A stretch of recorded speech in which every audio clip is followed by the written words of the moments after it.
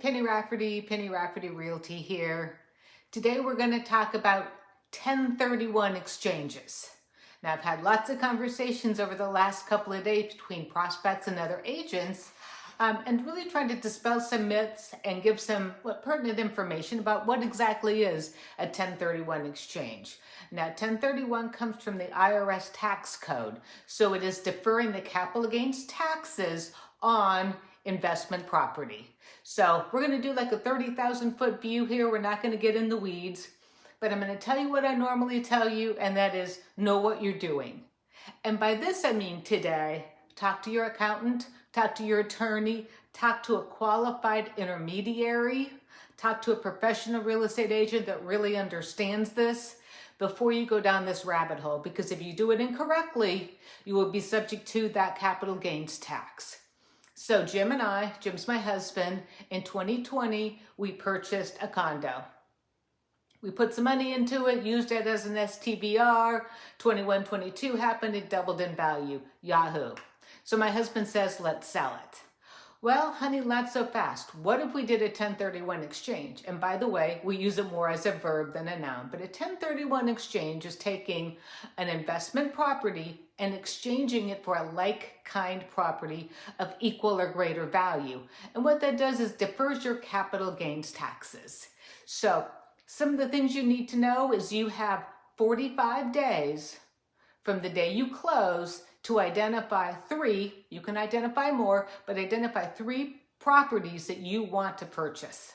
That's kind of a trick. So that's an art and a science trying to do this. So you have 45 days to identify that product, that next investment property, and 135 days to close.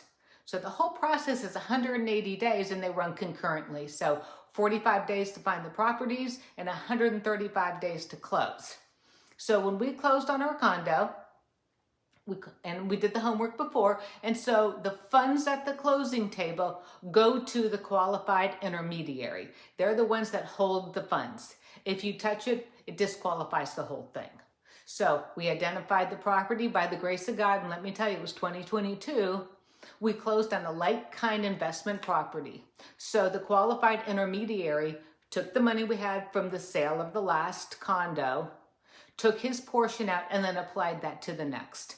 So now if we want to sell this investment property, we can upgrade from, and we bought a cottage in Margaritaville, we can upgrade from a cottage to a villa, and from a villa to a home, and from a home to a duplex. So there's no limit to the number of times you can use the 1031 exchange because it defers your capital gains taxes. Now, at the end of all of this, you can sell whatever your last investment property is, right? And you'll pay one-time capital gains depending upon where you are with the IRS bracket you're in. So you could pay right now between 15 and 20% for capital gains from your first investment property to your last investment property, which is probably less than paying 6% every single time. Some people don't do it, some people do, but know what you're doing, right? So there's no limit to however many times you can do this. You can't touch the money, it goes to a qualified intermediary. And what else? I think that's everything.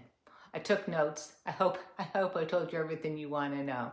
So that's my 30,000 foot view on what a 1031 exchange is. So talk to a qualified intermediary if you think this is something you want to do to make sure you do it correctly. Otherwise, there's penalties. So if you buy an investment property and you buy something for less value, then you get to pay taxes on the difference, and that's called boot. So know what you're doing or you could be very sad. My name is Penny Rafferty. I'm a full-time realtor here in South Carolina. I'm also a full-time agent here in Margaritaville. So I hope to see you here in Margaritaville. And as we say here, fins up.